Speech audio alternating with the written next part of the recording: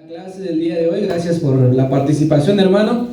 Vamos a comenzar con esta clase, hermano. Puede usted retomar su lugar si usted quiere, no pasa nada. El día de hoy la clase va muy de la mano con esa parábola que vimos el domingo pasado. Es el capítulo 20 el que vamos a ver el día de hoy. Y el título es La parábola de la higuera estéril. ¿Alguien conoce esa parábola? ¿Alguien la ha leído, la ha escuchado? Muy bien. Es una parábola, a mi parecer, que es bastante conocida, pero que también tiene una grande enseñanza. El Señor, hermano, siempre en sus mensajes los hacía cortos, pero con un mensaje lleno de profundidad, lleno de grande enseñanza. No importa qué tan corto fuera el mensaje, había siempre una grande enseñanza detrás de todo esto. Muchas de esas enseñanzas, hermano, solo las decía y no las explicaba, no daba una explicación de ellas, para que cada uno le pudiera dar la interpretación que ellos pudieran recibir. Esta parábola, hermano, trata de un hombre, hermano, que tenía un viñedo y había plantado ahí una higuera. Por 3 años, hermano, vino a inspeccionarla, esperando encontrar un fruto en ella, pero no hallaba nada en ese tiempo. Pasó el tiempo y el hombre se molestó porque su higuera no estaba dando fruto, porque no producía nada esa higuera. Así que mandó a el que cuidaba ese viñedo, al viñador, lo mandó y le dijo que la cortara una vez por todas, porque solamente estaba inutilizando esa tierra, ese espacio de ese viñedo. Pero el viñador, hermano, abogó por esa higuera y pidió que la dejara 1 año más para ver si así podía producir un fruto. Para poder entender un poco más, hermano, esta parábola y esta lección que vamos a ver el día de hoy, creo yo que necesitamos saber un contexto anterior a esta lección, porque por lo que vamos a ir, hermano, unos capítulos atrás, así que saque su Biblia, vamos para Lucas, capítulo 12. Vamos a leer un poco para saber qué es lo que estaba pasando realmente antes de que el Señor refiriera esta parábola. Vamos a darle lectura a 4 pasajes, así que necesito que con su vista usted me siga. Lucas 12, versículos 1 al 7. El tema, bueno, el encabezado de este capítulo es la levadura de los fariseos y habla acerca de ellos. Dice: en esto, juntándose por millares la multitud, tanto que unos a otros se atropellaban, comenzó a decir a sus discípulos primeramente: guardaos de la levadura de los fariseos, que es la hipocresía, porque nada hay encubierto que no haya de descubrirse, ni oculto que no haya de saberse. Por tanto, todo lo que habéis dicho en tinieblas, a la luz se oirá, y lo que habéis hablado al oído en los aposentos, se proclamará en las azoteas. Mas os digo, amigos míos, no temáis a los que matan el cuerpo, y después nada más puede hacer. Pero os enseñaré a quién debéis temer. Temer a aquel que después de haber quitado la vida, tiene poder de echar en el infierno. Sí, os digo, a ese temed. No se venden 5 pajarillos por 2 cuartos, o sea, corrupción. Con todo, ni uno de ellos está olvidado delante de Dios, pues aún los cabellos de vuestra cabeza están todos contados. No temáis, pues, más valéis vosotros que muchos pajarillos. Si nos damos cuenta, en eso que acabamos de leer, el Señor les estaba dando una lección acerca de arrepentirse de la hipocresía que los fariseos y aún los discípulos y más estaban teniendo. Viene después de esto, hermano, la parábola del rico insensato, que ya la vimos, donde quieren que el Señor Jesús sea el juez y reparta una herencia que el Señor no tenía nada que ver, querían que fueran el juez. A lo que el Señor Jesús, hermano, les enseñaba que no debe de haber avaricia en ellos, que no debe de haber avaricia en nosotros, y que debemos de trabajar para hacer tesoros en el cielo en vez de la tierra. Para Dios, las riquezas del mundo no son para nada importantes, son más importantes las riquezas espirituales que podamos hacer en el cielo. De todo esto que vimos en esta parábola del rico insensato, vemos que también hay un arrepentimiento a que no sean avariciosos.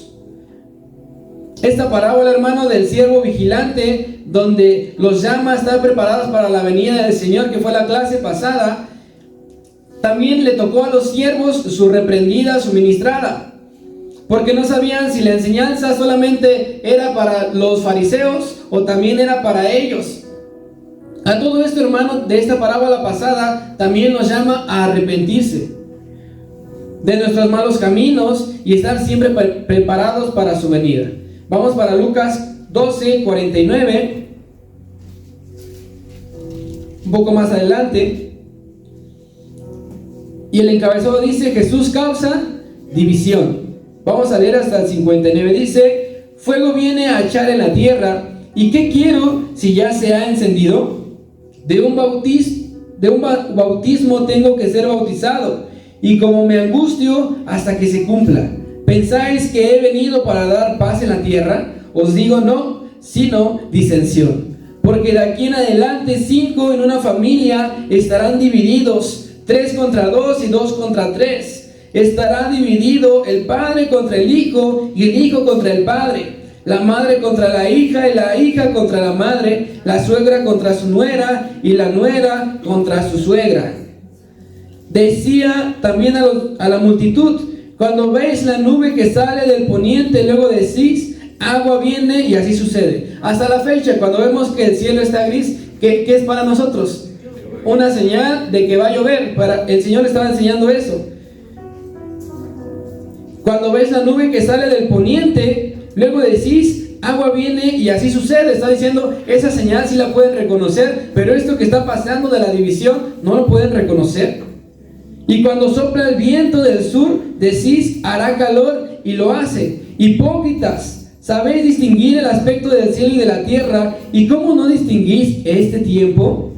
¿Y por qué no juzgáis por vosotros mismos lo que es justo? Cuando vayas al magistrado con tu adversario, procura en el camino arreglarte, o sea, arrepiéntete con él. No sea que te agarre el juez y el juez te entregue al alguacil y el alguacil te meta en la cárcel. Te digo que no saldrás de ahí hasta que hayas pagado aún la última blanca. Vemos cómo también está hablando del arrepentimiento. Deben de arrepentirse de esos malos caminos. Por último, hermano, comenzamos con el capítulo 13 y le pregunto: ¿cuál es este encabezado de este capítulo? Arrepentirse, ¿verdad? Arrepentíos o pereceréis. ¿Le podría dar lectura del versículo 1 hasta el versículo 5, por favor? En este mismo tiempo estaban ahí algunos que lo contaban acerca de los galileos, cuya sangre Pilato había mezclado con los sacrificios de ellos. Respondiendo Jesús les dijo: ¿pensáis que estos galileos, porque padecen tantas cosas, eran más pecadores que todos los galileos? Os digo, no, antes si no arrepentís, todos padeceréis igualmente.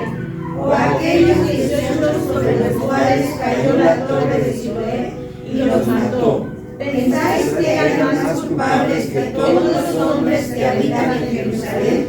Os digo, no, antes si no arrepentís, todos pereceréis igualmente. Se deben de arrepentir, también les está llamando al arrepentimiento. ¿Se da cuenta cómo los versículos y capítulos pasados que hemos leído hasta el momento está recalcando esa forma de arrepentirse? Cuando Juan decía: arrepiéntanse porque el reino de los cielos se ha acercado, pues ha llegado aquel que profetizaba Isaías diciendo: voz que clama en el desierto, preparad el camino del Señor, enderezad sus sendas. ¿A qué los estaba llamando? Al arrepentimiento. Se refería a que el Señor Jesús vino a volvernos al camino que nos habíamos desviado, a darnos una nueva oportunidad.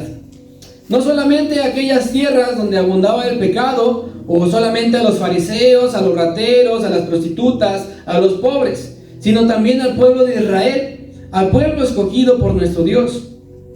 Porque aunque fueron ellos escogidos por nuestro Dios y santificados, apartados, muchos se habían desviado. Vamos ahora sí a Lucas 13:6.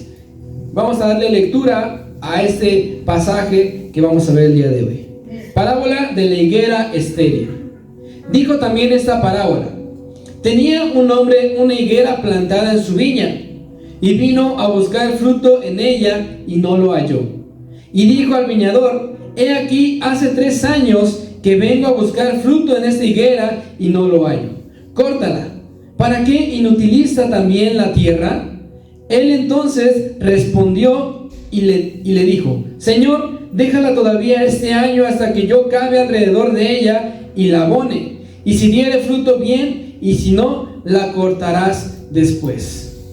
Las higueras, hermano, primeramente era algo bastante importante en esta tierra de Israel, hermano, y hasta la fecha lo son, pero en el antiguo Israel eran aún más importantes.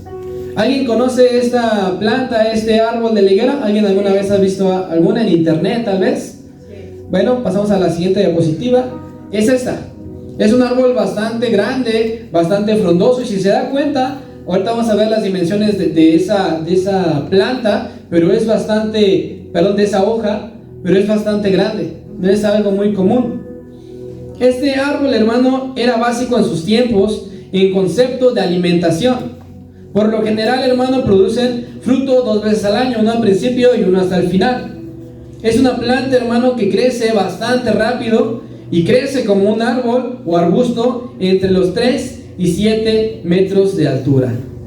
Y un tronco, hermano, que mide más de 40 centímetros de grosor. Mire, yo traje aquí mi flexómetro para que nos demos una idea. Este flexómetro mide 5 metros. ¿Alguien me podría ayudar? Mide los 3 metros, porque no va a alcanzar los 7. Sí, a lo largo para que puedan ver todos. 3 metros. Muy rápidamente, hermano, este árbol puede llegar a medir esta medida que nos va a dar aquí nuestro chalán, nuestro mai. Ahí son 3 metros. Los 7 metros no los voy a alcanzar porque solo son 5. Pero eso es, esa medida la alcanza rápidamente este árbol. Ahora 40 centímetros de grosor. 40.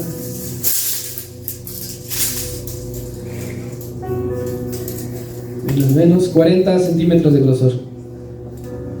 Si nos ponemos a pensar, es un grosor bastante grande. No vamos por la calle y vemos un árbol así con ese grosor. Si lo vemos es porque tiene bastante tiempo. Gracias. Bien. Las hojas, hermano, también son grandes y llegan a medir, de 30 a 65 centímetros de largo. Imagínense una hoja de este tamaño. La más chiquita y la más grande de 65 centímetros. Por aquí más o menos. Es una hoja muy grande, ¿verdad? De ancho, hermano, también 25 centímetros. O sea, de largo es lo que ahorita le enseñé. Y de ancho, 25 centímetros. Y máximo hasta 45. Entonces estamos hablando que es casi una cartulina ahí. Empieza, hermano, a dar fruto bastante jóvenes. Por lo regular, hermano, para que una planta pueda dar fruto se tarda 4 a 6 años. Esta planta de la higuera, hermano, se tarda solamente 3 años. Por ejemplo, el árbol de limón también comienza a dar fruto en el 7º año, o sea, el doble de la higuera. También, hermano, su esperanza de vida es bastante limitada y dura aproximadamente un máximo de 60 años. No sé si usted conozca que tenemos el árbol más viejo prácticamente al pie del castillo de Chapultepec. ¿Alguien ha ido?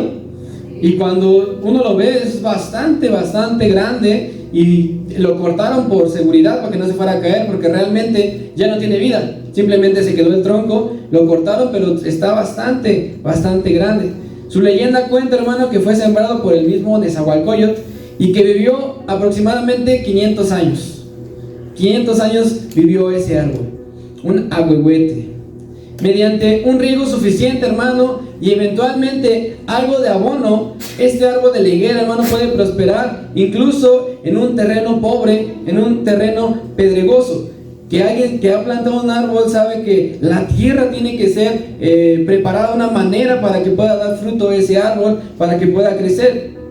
De ahí, hermano, que una higuera estéril sea realmente algo incomprensible, porque esta higuera puede ser plantada en cualquier terreno y no había cómo poder entender que fuera estéril. La higuera, hermano, tiene muchas ventajas y les voy a decir algunas. Resiste la sequía sin problemas, sin importar la condición del suelo.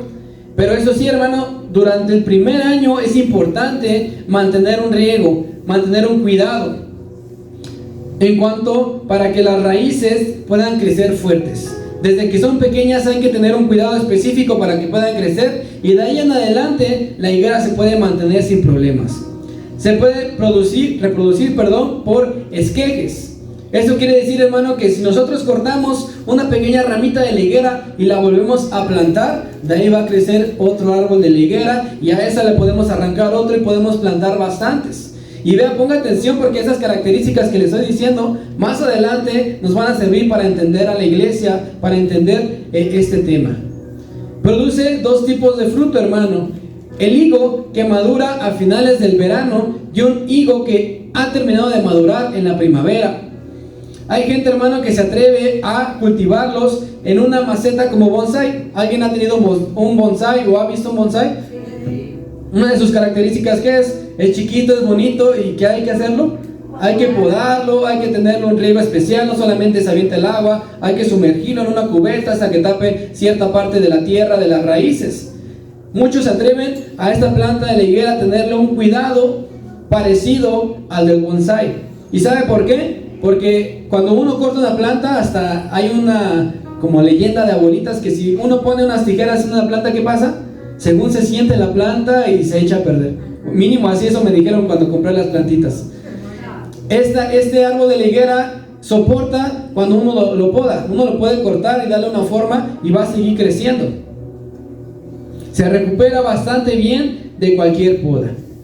Hay algunas desventajas de este árbol, y es que es un árbol que puede estar bastante sucio. Como crece bastante, sus hojas son bastante grandes y su fruto es bastante pesado, hay veces que se cae y toda la tierra está toda sucia. Es una desventaja. Por ese motivo, hermano, no se puede plantar cerca, obviamente, de una alberca, de terrazas o de patios. Tenemos que estarla podando en cierto tiempo para que pueda tener la figura que nosotros deseamos. A finales de invierno, hermano, es momento de podarlo para poder controlar su crecimiento. De lo contrario, hermano, las ramas se van a extender bastantes, las raíces se van a extender bastante. ¿Y qué va a pasar si están en la calle? Se va a empezar a levantar la banqueta. Por lo que es necesario, hermano, que mínimo esté a 10 metros de separación de cualquier cosa. Mi flexómetro solo llega hasta 5, pero 10 metros es el doble de esto. Yo creo que es de aquí hasta donde está la computadora, que debe de estar aislado de cualquier cosa, porque si no las raíces crecen tanto que pueden levantar aún la banqueta o las estructuras que estén cerca. Yo sé que no vinieron a una clase de jardinería, pero estos puntos nos van a funcionar más adelante para que podamos entender mejor. Mi hermano, hay 44 versos en la Biblia que menciona a la higuera. No vamos a ver todos, pero vamos a ver algunos. Y nos dejan ver, hermano, que el significado espiritual de esta es bastante amplio.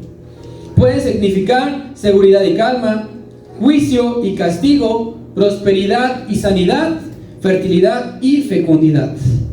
Voy a repartir 4 versículos, así que si alguien quiere participar puede levantar su mano. Ok, Josué, mi tía Carmen, Ariel y Fabio. El primero de ellos es Primera de Reyes 4:25, Ariel. El segundo es para mi tía Carmen, Habacuc 3:17 y 18. Segundo es Segunda de Reyes 18, Josué, Segunda de Reyes 18, 31, y Fabi, Segunda de Reyes 20, versículo 7. 4:25. Primera de Reyes 4:25. Si lo tienes, a darle lectura, por favor. Y Judá e Israel vivían seguros, cada uno debajo de su parra, y debajo de su higuera, desde Dan hasta Beerseba, todos los días de Salomón. Ellos vivían seguros dentro de su parra. ¿Qué es una parra? Es como una cerca, y debajo de su higuera. ¿Qué es lo que nos enseña este versículo? Es que la higuera proporcionaba seguridad y calma. Es lo que nos representa. Segundo versículo, tía Carmen. Es 4:17. Habacuc 3:17. 3:17. Sí. Aunque la higuera no florezca ni en las vides haya frutos, aunque falte el producto del olivo y los labrados no den mantenimiento, y las ovejas sean quitadas de la majada y no haya vacas en los corrales. ¿El 18? Con todo yo me alegraré en Jehová y me gozaré en el Dios de mi salvación. Es un versículo que creo yo que entre los cristianos es bastante famoso, ¿verdad? Porque nos dice que aunque no haya un producto, aunque no haya un trabajo, aunque no haya alimento, no importa, con todo eso, ¿qué hemos de hacer? Alegrarnos y alabar a nuestro Dios. Entonces, ¿qué simboliza? A que no haya fruto en esta higuera, simboliza una prosperidad, simboliza una prosperidad de esta imagen de la higuera. La siguiente es 2 Reyes 18:31. No escuchéis a Ezequías, porque así dice el rey de Asiria: haced conmigo paz y salid a mí, y coma cada uno de su vid y de su higuera, y beba cada uno de las aguas de su pozo. Cuando señalaban, hermano, la prosperidad, lo hacían también mediante la higuera que iba a dar un fruto. Prometían igual una cosecha abundante. En este capítulo que vimos es de las dos especies, de la vid y de la higuera, ¿vale? Segunda Reyes 27, Fabi.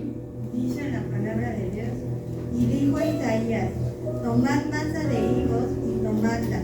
La pusieron sobre la llaga y sanó. En el caso del rey Ezequías, se usó como una medicina.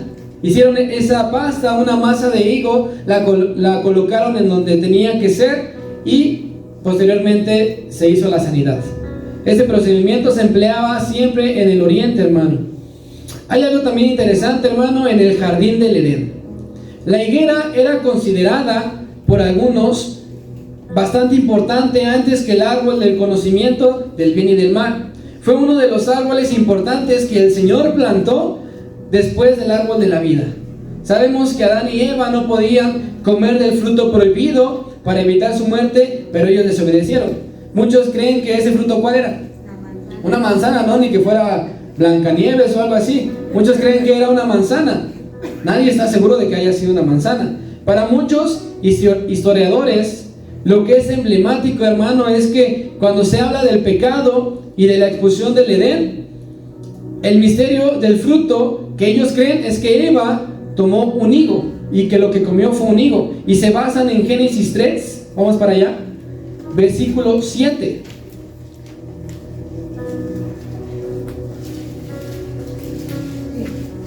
¿Lo tenemos? Vamos a darle lectura todos juntos. 3, versículo 7 dice: entonces fueron abiertos los ojos de ambos y conocieron que estaban desnudos. Entonces cosieron hojas ¿de qué? De higuera y se hicieron delantales. Lo que ellos creen es que después de que Eva tomó el fruto y lo comió, fueron abiertos sus ojos, se dieron cuenta que ellos estaban desnudos y después cortaron las hojas de la misma higuera donde salió el fruto y se hicieron sus delantales. Por eso es que es bastante importante este árbol, porque lo vemos desde el Génesis hasta el Apocalipsis. En Apocalipsis dice que cuando caían las estrellas, caían como una higuera con su fruto. Cuando la higuera tiene bastante fruto, es bastante pesado, como le mencionaba al principio, ¿qué hacía? Se caía. Y si está en Génesis, y si está en la mitad de la Biblia, si está en Apocalipsis, nos está mostrando algo importante, hermano. Se cree, hermano, que se había utilizado las hojas del árbol de la higuera porque habían recogido este fruto. Hasta el momento, hermano, lo que he tratado de explicarles es la importancia de estos símbolos en general, pero ahora, hermano, quiero entrar a lo más específico. Así que regresemos a Lucas capítulo 13, versículo 6.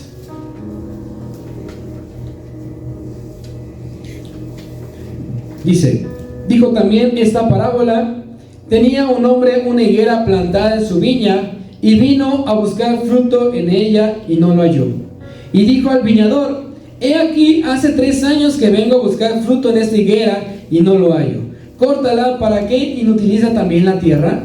Él entonces respondió, le dijo: Señor, déjala todavía este año hasta que yo cabe alrededor de ella y la abone. Versículo 9, por favor. Y si vieres todo bien, y si no, la cortarás después. Esta enseñanza, hermano, es una de las 8 parábolas, hermano, que termina bruscamente sin que los evangelios puedan dar una interpretación directa de esta aplicación. El Señor Jesús, como le mencionaba al principio, dejaba al oyente que sacara su opinión, que sacara su revelación de cada enseñanza, que sacara su propia conclusión. Y hay 3 escenarios, hermano, que yo encontré en esta imagen de la higuera, y el primero es en el contexto que se encuentra este pasaje. Vamos a los personajes, donde yo encuentro, hermano, que el dueño de la viña, ¿usted quién cree que sea? Dios, ¿verdad? Dueño de la viña es Dios, Dios Padre. ¿Quién es la higuera? Con lo que le he mencionado a alguien que en el contexto que estamos viendo, para usted, ¿quién es la higuera? Puede ser nuestra vida o la iglesia. Puede ser, ese es en una segunda escenario, pero en este primer contexto, la higuera es el pueblo de Israel. Vamos a ver por qué. Y el viñador, ¿quién es? El Señor Jesucristo. Vamos para Jeremías 24, para que podamos entender mejor quién es esta higuera. Jeremías 24, del 1 al 10. Ponga atención, hermano. Dice: la señal de los higos buenos y malos. Pues después de haber transportado a Nabucodonosor, rey de Babilonia, a Jeconías, hijo de Joacim, rey de Judá, a los príncipes de Judá y a los artesanos y herreros en Jerusalén, y haberlos llevado a Babilonia, me mostró Jehová 2 cestas de higos puestas delante del templo de Jehová. O sea, Jeremías había tenido una visión. Una cesta tenía higos muy buenos como brevas, y la otra cestas de higos muy malos, que de malos no se podían ni comer. Y me dijo Jehová: ¿qué ves tú, Jeremías? Y dije: higos buenos, muy buenos, y malos, muy malos, que de malos no se pueden comer.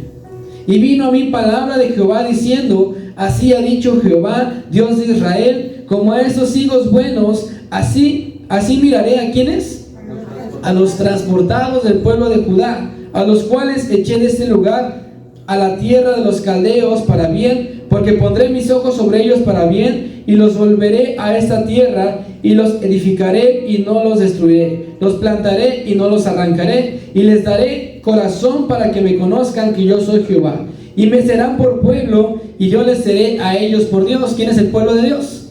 El pueblo de Israel, porque se volverán a mí de todo su corazón. Y como los higos malos, que de malos no se pueden comer, así ha dicho Jehová, pondré a Sedequías, rey de Judá, a sus príncipes y al resto de Jerusalén que quedó en esta tierra, y a los que moran en la tierra de Egipto.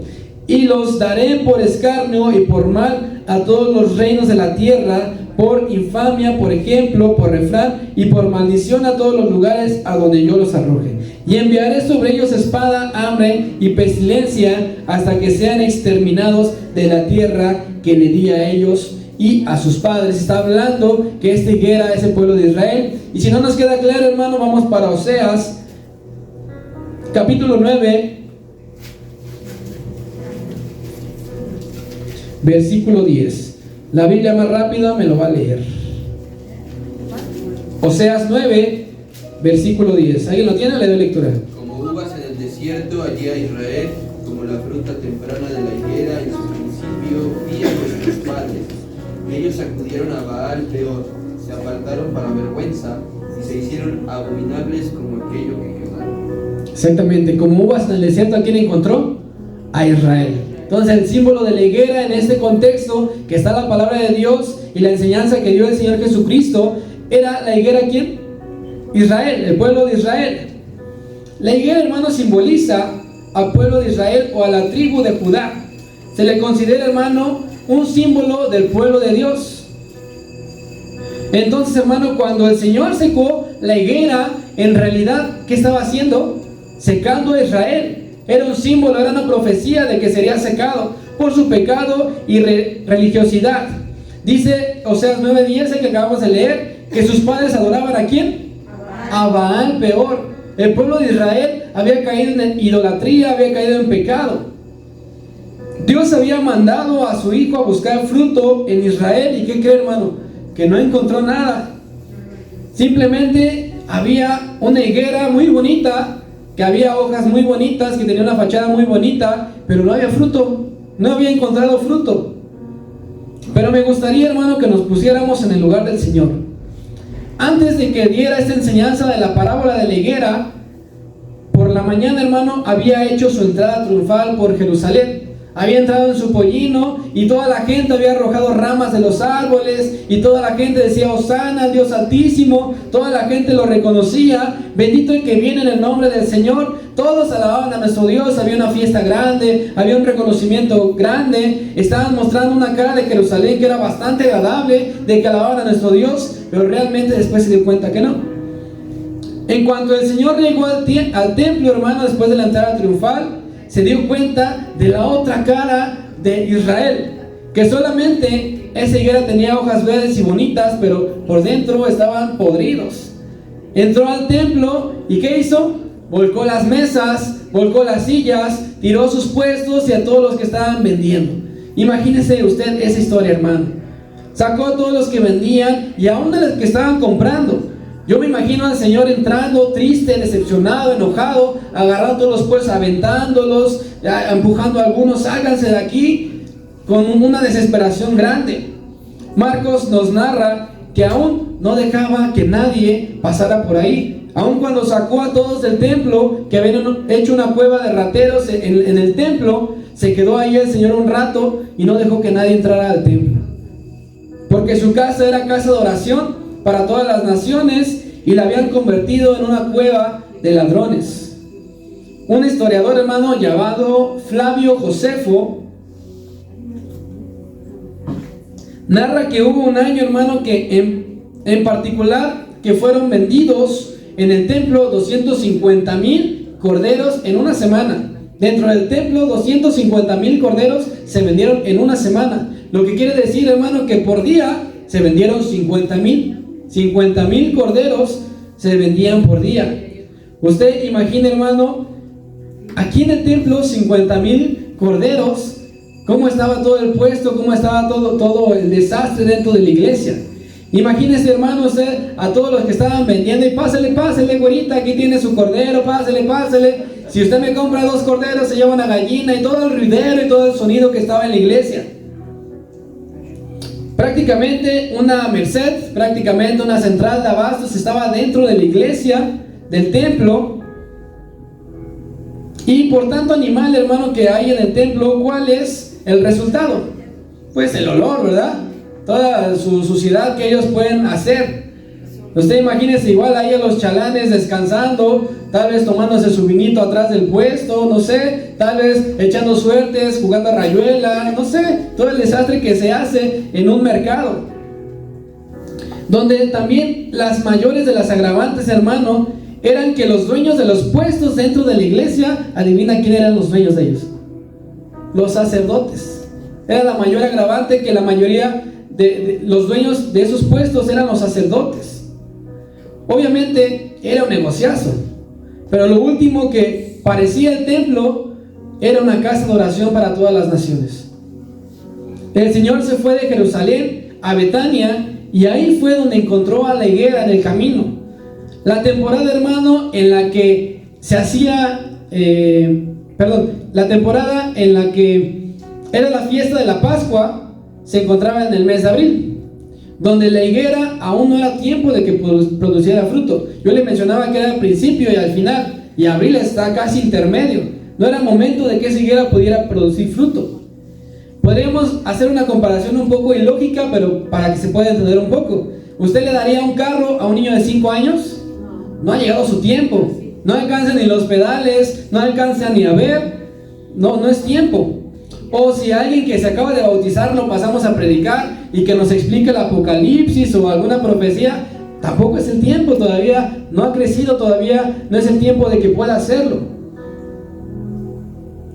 Su tiempo de esta higuera aún no había llegado. Realmente para muchos es ilógico, pero lo que simbolizaba la higuera, hermano, era una señal que cuando el Señor fuera a venir, estas cosas tenían que pasar. Aunque la higuera no tenía que dar fruto aún y el Señor la maldijo por algo que todavía no tenía que hacer, era una señal, era un símbolo, era una profecía de lo que el Señor Jesús haría.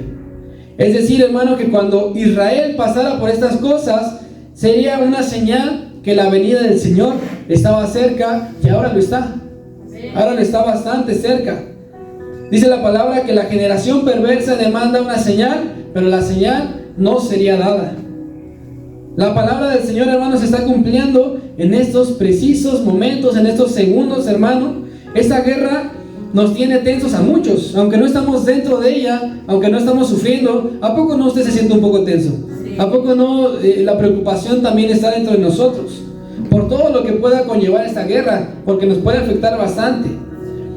Las que han estado embarazadas saben que cuando llegaron esos dolores, cuando llegaron esas contracciones, es una señal de que deben de irse corriendo en lo que puedan, en el patín, en la bici, en la moto, en lo que sea, pero que deben de llegar corriendo al hospital, ¿verdad?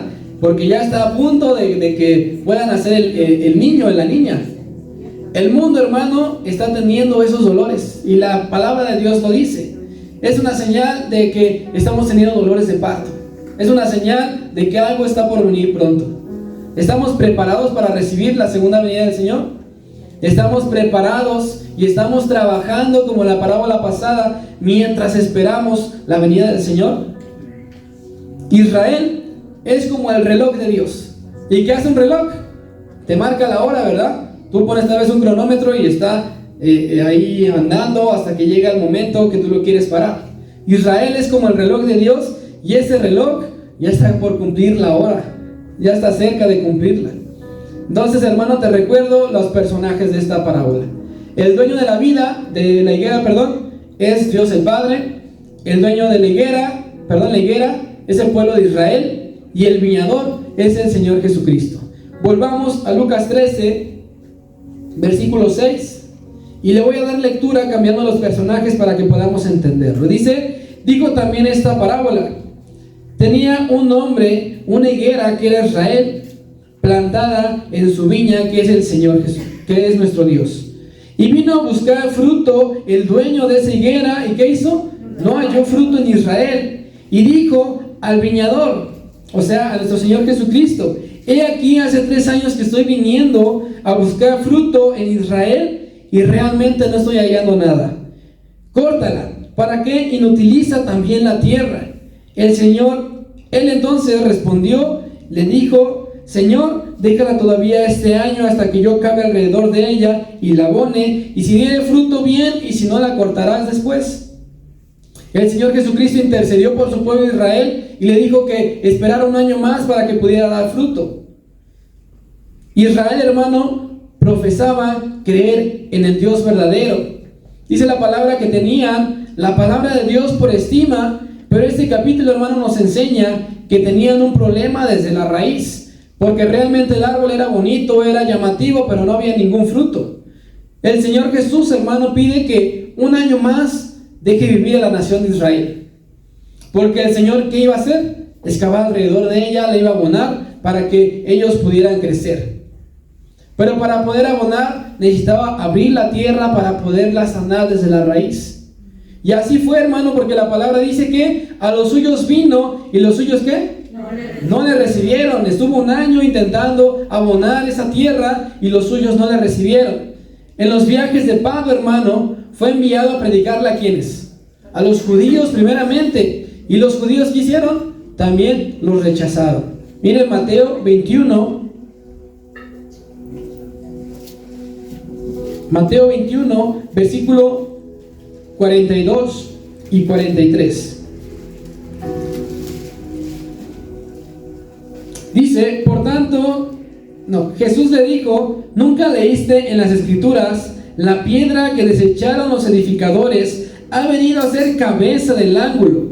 El Señor ha hecho esto y es cosa maravillosa a nuestros ojos. Han rechazado la cabeza del ángulo. Por tanto os digo que el reino de Dios será quitado de vosotros y será dado a gente que produzca los frutos de él. Si no había fruto en Israel, sería predicada la palabra para que los demás puedan dar el fruto que no se encontró en esta tierra.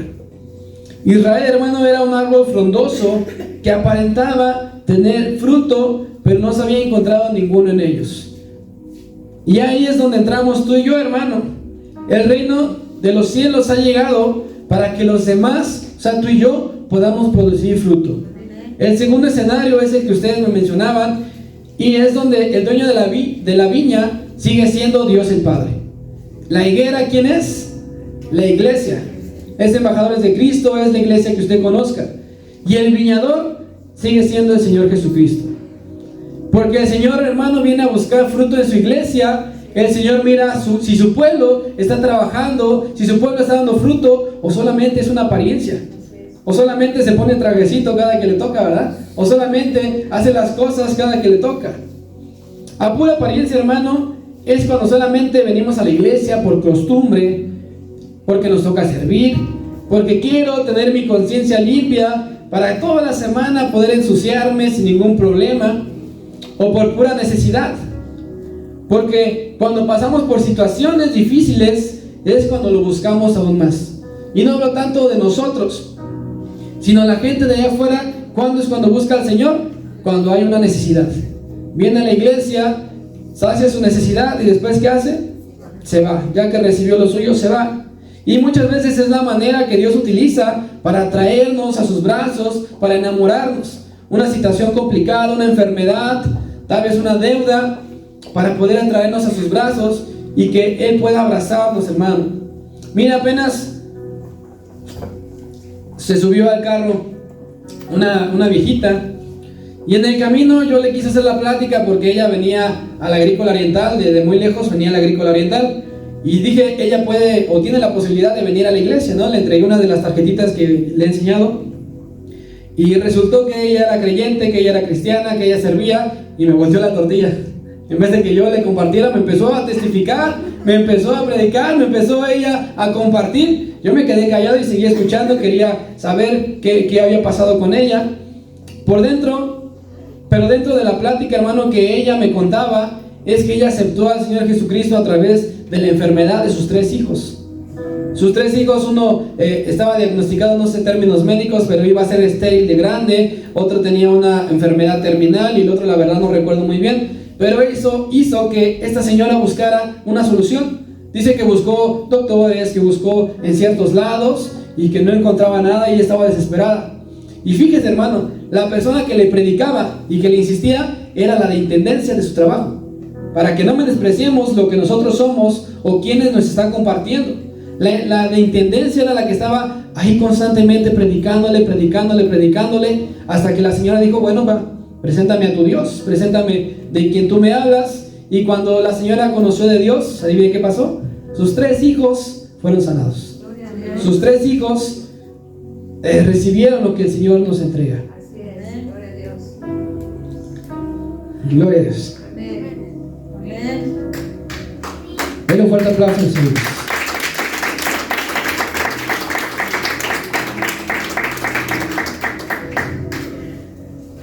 Y todo esto, hermano, que te cuento es porque desgraciadamente en la necesidad buscamos a nuestro Dios, y muchas veces hasta de broma lo decimos, pero hasta el ateo, cuando hay una dificultad, busca de Dios, ¿verdad? O dice gracias a Dios, aún siendo ateo.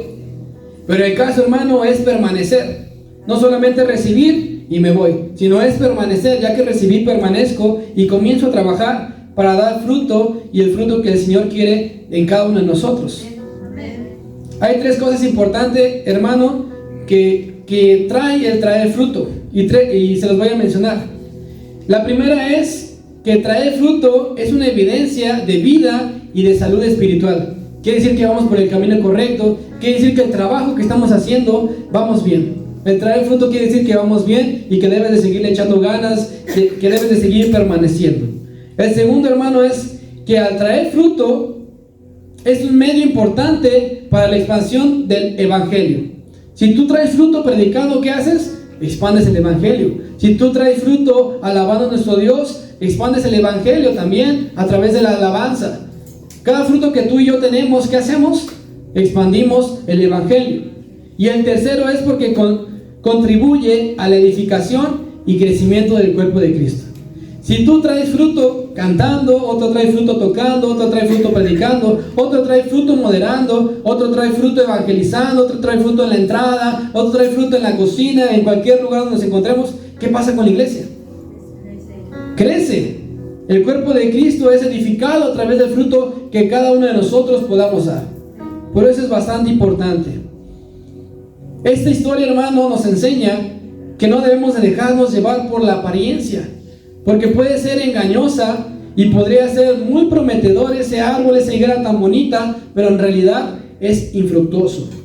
No importa la fachada de la iglesia, no importa qué tantos instrumentos tengan, no importa tanto talento que puedan tener, si no hay fruto, no sirve. Dice la palabra que por sus frutos, ¿qué? Nos conocerán. Tercer escenario, hermano. El dueño de la viña sigue siendo Dios el Padre. La higuera ahora no es la iglesia, ahora eres tú. tú eres la higuera, y el viñador es el Señor Jesucristo. Vamos a Colosenses, capítulo 1, versículos 3 al 6. Colosenses 1, 3 al 6. Dice: siempre orando por vosotros, dando gracias a Dios, Padre de nuestro Señor Jesucristo, habiendo oído de vuestra fe en Cristo Jesús y del amor que tenéis a todos los santos, a causa de la esperanza que os está guardada en los cielos, de la cual ya habéis oído por la palabra verdadera del Evangelio, que ha llegado a vosotros, así como a todo el mundo, y lleva ¿qué? ¿Sí está leyendo? Perfecto, yo leo. Que ha llegado hasta vosotros, así como a todo el mundo, y lleva fruto y crece en vosotros desde el día que oíste de la palabra de Dios. Desde ese momento tenemos que dar fruto. Y conociste la gracia de Dios en verdad. ¿Qué quiere decir este pasaje? Que desde el momento que tú y yo conocimos del Señor, comienza tu fruto. Desde el momento que tú y yo conocimos del Señor, debemos de comenzar a trabajar, hermano. Desde el primer instante que conocimos de Dios, se debe de manifestar ese fruto en nuestras vidas. Evalúate a ti mismo. Si el Señor te pidiera cuentas, ¿qué fruto entregarías? ¿Qué fruto tú podrías dar? Muchas veces quisiéramos dar un fruto extremadamente alto, o realmente pareciera que no hacemos mucho. Pero ¿alguna vez has visto un árbol de limones dar manzanas? O uno de manzanas dar limones. Cada uno, hermano, tiene su fruto según su especie. No estoy pidiendo que uno de ustedes dé fruto aquí adelante, o que yo dé fruto así como ustedes. Cada uno según su especie debe dar fruto.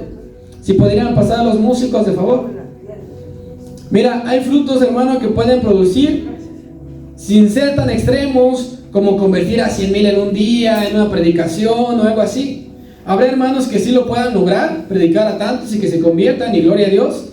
Pero los frutos que podemos tener por tener al Espíritu Santo, usted lo sabe, son amor, gozo, paz, paciencia, benignidad, bondad, fe y templanza. Tal vez no somos los mejores predicando, tal vez no somos los mejores sirviendo, tal vez no somos los mejores siendo músicos, tal vez no somos los mejores siendo ujieres o algún otro servicio, pero podemos transformar ese carácter tan horrible que muchas veces tenemos, y eso va a producir fruto, hermano. ¿Sabes por qué? Porque nuestra vida misma testifica que el Señor ha hecho un cambio en nosotros. Y si la gente ve que ese enojón que tú eras cambió bastante, ¿qué va a decir? Pues yo quiero hacer y quiero ir a donde Él va. Ese peleonero, ese grosero, ese borracho, ese drogadicto cambió bastante. ¿Qué van a querer hacer? Pues yo quiero ir a donde esa persona va. Yo quiero tener ese cambio tan radical que esa persona tiene. Que nuestra vida, hermano, testifique, porque es una bendición, hermano, que tú y yo podamos hacerlo solamente con nuestra vida, con el reflejo de nosotros. Esta parábola, hermano, también nos muestra que antes de que una persona llegue a un estado tan extremo que pueda ser inalcanzable, Dios es paciente y da miles de oportunidades para que tú y yo no seamos cortados. Porque si somos sinceros, tú y yo deberíamos ser cortados desde hace mucho. El fruto no ha sido producido. ¿Qué puede pasar? Ser cortados. Pero en la misericordia de Dios, en la gracia de Dios, no hemos sido cortados. La palabra dice que ya el hacha está puesta en la raíz. El hacha está puesta en la raíz de tu vida. El hacha está puesta y puede ser cortado en cualquier momento. Todo árbol que no da buen fruto es cortado y es echado en el fuego. Es la única prueba, hermano, de que la gracia de Dios está obrando en nosotros, y es el fruto que nosotros producimos. Aun cuando deberíamos ser cortados, hermano, porque solo estamos inutilizando la tierra, como esta parábola, el Señor Jesús, ¿qué hace? Intercede por nosotros. El Señor Jesús está intercediendo por tu vida. Nos da una nueva oportunidad, nos impulsa a seguir trabajando en su viña, y el Señor Jesús excava hasta la raíz de tu vida, excava hasta la raíz para que nos pueda abonar, para que podamos seguir creciendo. Va a tus cimientos, hermano, refuerza para que puedas seguir trabajando para la obra. ¿Alguien se quiere comprometer? El Señor Jesús quiere acabar bien tu vida, así que ponte de pie. Alaba su nombre, hermano. Exáltalo porque Él vive. Exalta al Rey por su misericordia, hermano. Y ahí en tu lugar, ponte de pie, vamos a levantar una oración.